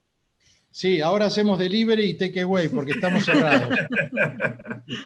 Bueno, muchas gracias. Bueno, ahora vamos a cerrar con el ingeniero Ricardo Lamas, ingeniero UBA, que con una importante maestría en desarrollos inmobiliarios de la Universidad de Belgrano, con Fernando Burone, y desde hace más de 18 años a cargo de la empresa House Company. Ricardo, el tema a tratar va a ser valor inmobiliario de los edificios patrimoniales, con sus conceptos generales, y ejemplos de casos de éxito de desarrollos planteados a partir de edificios con valor patrimonial. Bueno, ¿estás? Bueno, buenas No te noches. estoy viendo. Ya pusiste el power. Bueno. Buenas noches a todos. Muchas gracias, José Ignacio, por tu invitación. Es un honor estar en esta mesa. Y bueno, paso a contarles algo que, bueno, soy el último en exponer y quizá pueda servir como resumen quizá de todo lo que se ha hablado en esta mesa. Vamos a...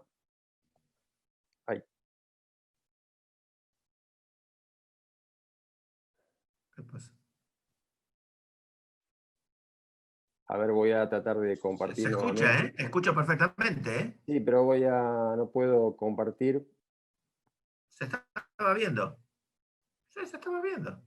Se estaba viendo. Bueno. Se estaba viendo. Bueno, está compartiendo entonces, la pizarra ahora, no su presentación, ingeniero. Perfecto. ¿Se está viendo bien? Se ve una imagen blanca que sería su pizarra. Tiene que dejar de compartir y volver a compartir la presentación. ¿Ahí no se está viendo bien? Yo estoy viendo toda la presentación completa, ¿puede ser? No, no se está viendo. Ah, bueno, entonces dejo de... Pero no importa, tu voz se escucha perfecto, lo que no se ve es la presentación, así que lo importante es que se vea la presentación. Tu voz se escucha. Ahora te veo a vos. Bueno, Intenta ahora nuevamente compartir la pantalla vuelvo con la a compartir presentación. pantalla, Claro. entonces. Sí.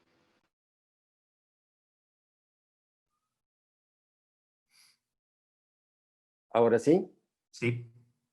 Perfecto. Entonces, bueno, vamos a hablar de varios temas, como ser normativa, algo de patrimonio edificado, obras realizadas, algunos ejemplos de colegas y algunas conclusiones. Ay, no me deja pasar. Ahí está. En cuanto a normativa, primero que nada, la forma en que se diferencian los edificios que se catalogan. Por un lado está lo que se llama las áreas de protección histórica, las APH, y por otro lado hay lo que se llama un catálogo de edificios protegidos, ¿verdad? En ambos casos hay distintos niveles de protección. Básicamente, en función también de los grados de libertad que nos permite para hacer el desarrollo. El primer grado, el más estricto, el integral, donde básicamente está protegido tanto el exterior como el interior del edificio. Aquí puse el ejemplo del Congreso de la Nación. El nivel estructural, donde básicamente lo que está protegido es la volumetría exterior y hay una posibilidad de intervenir el interior del edificio. Y el nivel de protección cautelar, donde bueno, allí tenemos más grados de libertad y desarrollar distintas formas de utilización del edificio, como ya hemos visto en otros colegas, y que voy a mostrarles también más adelante. De modo que, obviamente, la protección cautelar es la que más grados de libertad nos brinda para el desarrollo. En función de... ¿Se escucha bien, no, José Ignacio? Sí, perfecto, adelante, adelante. Perfecto.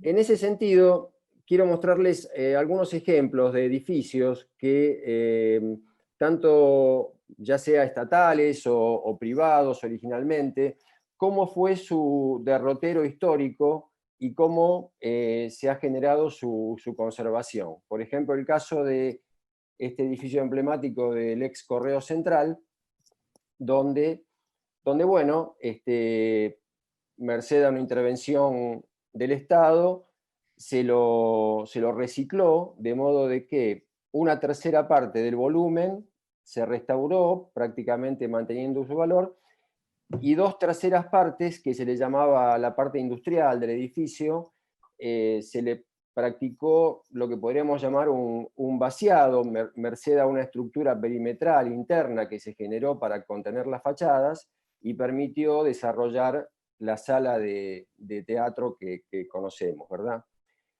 Aquí es un caso de un edificio estatal donde la solución patrimonial también vino del lado del Estado. Otro caso emblemático que actualmente está en obra, el caso de la Confitería del Molino. En este caso el origen es distinto, es un edificio de origen privado que cerró sus puertas en el año 97 y bueno, y nunca se le pudo encontrar la solución por el lado de la inversión privada, es decir, las cuentas no daban, los negocios no cerraban, y el edificio no se lograba vender para un desarrollo. Terminó que la solución vino por vía del Estado y hoy está siendo refuncionalizado y va a formar parte del catálogo del Congreso de la Nación. Así que acá tenemos un edificio privado que terminó, digamos, con una solución de tipo que vino del lado del Estado. Otro edificio que podemos nombrar, que es un caso distinto, el Palacio Barolo, un edificio que justamente fue creado como un edificio de oficinas y aún hoy sigue siéndolo, y ese mantenimiento del edificio y esa supervivencia del edificio sigue siendo y sigue estando en manos privadas, sigue estando en manos de un consorcio, ¿verdad? Y el edificio sigue manteniendo su valor y tiene real prestigio tener una oficina allí aún hoy en día.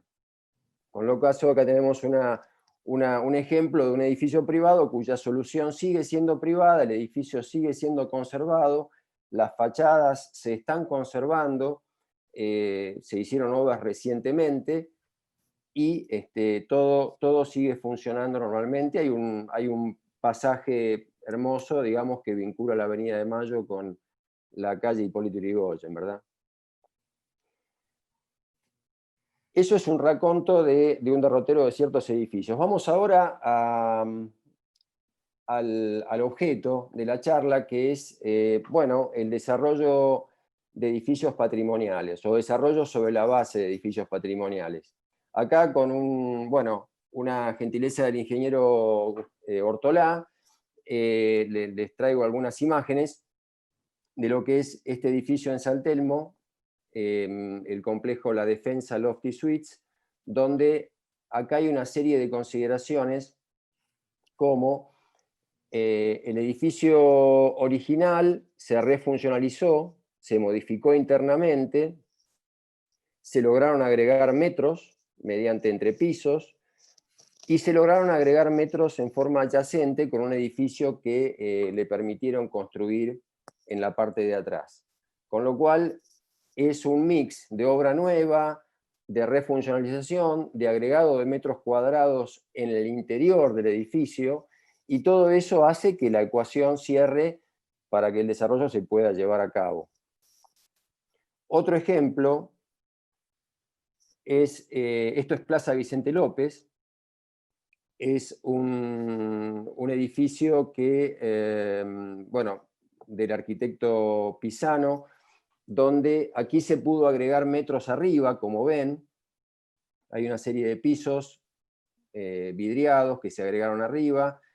El concepto del vidriado en general es para no competir con la fachada original. Y aquí hay una obra muy interesante que se puede ver en la foto de la derecha, que casi habla por sí sola, donde realmente hubo un vaciado del edificio, se contuvieron las fachadas y prácticamente se armó la estructura nuevamente interna del edificio. Con lo cual, un desarrollo muy importante, dejando la fachada exactamente igual que como era originalmente, solo con el agregado de los pisos superiores. Dos ejemplos característicos que bueno, resumen un poco todo lo que hemos visto también anteriormente, ¿no? Quería darle algunas conclusiones y de cosas que ya han hablado los otros colegas. Casi en todos los casos, el marco legal permite la construcción de metros cuadrados adicionales sobre la construcción, por ejemplo, la construcción en espacios adyacentes, el caso de la defensa Lofty Suite, el edificio de atrás, la ampliación de metros cuadrados en la misma construcción mediante ejecución de entrepisos y subsuelos, como hemos visto un caso también anteriormente, y uno de los temas para generar la subsistencia y una nueva vida del edificio es a veces la propuesta de cambio de uso. Es decir, mediante esta propuesta de cambio de uso logramos darle una segunda vida al edificio y logramos darle la posibilidad de generar un negocio inmobiliario manteniendo el patrimonio. Y bueno, la conservación de la fachada solamente con la reforma del interior, que es básicamente lo que hemos venido viendo. Algunas consideraciones más que quería hacerles es, y se ha hablado hoy en esta mesa, el tema de las asociaciones a favor de la conservación patrimonial. Creo que es un tema que hay que tenerlo en cuenta. A veces no quiero hacer nombres ni ejemplos, pero hay casos y hubo casos de edificios que aún con planos aprobados y con todo en regla, luego de alguna acción de estas asociaciones, se ha demorado su construcción y han tenido algunos problemas, con lo cual es algo a tener en cuenta, quizá ya desde el inicio del proyecto, para en todo caso actuar en consecuencia.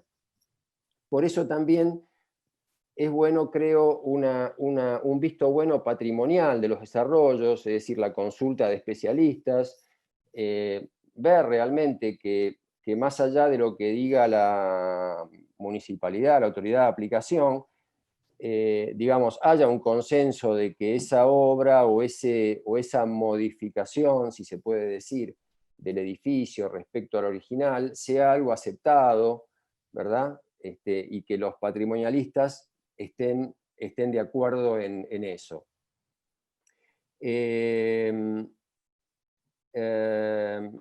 Agotar las instancias de resolver las obras en el ámbito privado, eso un poco por lo que hablaba, digamos, hay varios casos donde, bueno, mediante sistemas de mecenazgo y demás se consiguen fondos para poder restaurar el edificio y reciclarlo y recircular su vida, pero bueno, digamos que esta mesa trata el tema de justamente cómo un edificio puede seguir vivo y seguir siendo útil con una inversión privada, ¿verdad? Y evitar entonces la necesaria intervención del Estado para un edificio que no genera un negocio, pero genera construcciones de tipo museo, ¿verdad? Bueno. Finalmente alguna pequeña hoja de ruta de todos los pasos que seguimos en un desarrollo inmobiliario. Bueno, la tarea nuestra es identificar inmuebles patrimoniales con potencial de agregar valor, analizar la catalogación del inmueble, analizar su valor patrimonial y su valor histórico, de modo de, digamos, que ese edificio patrimonial le agregue valor al nuevo desarrollo, lejos de ser un obstáculo y lejos de quitarle valor. Ese edificio patrimonial y su historia tiene que agregarle valor al proyecto. por supuesto, tener en consideración qué modificaciones se pueden realizar, la posibilidad de adicionar metros cuadrados, los usos posibles, los cambios de uso, como dijimos antes, la rentabilidad necesaria y lo más difícil, después de todo esto, la búsqueda de inversores. Bueno, nada más, José Ignacio, muchas gracias. Te paso la posta.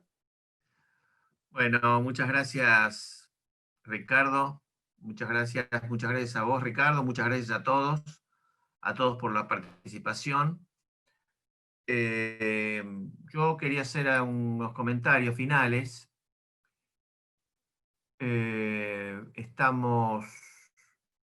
Ya esta es la segunda mesa que hacemos sobre el tema del desarrollo inmobiliario y edificios patrimoniales.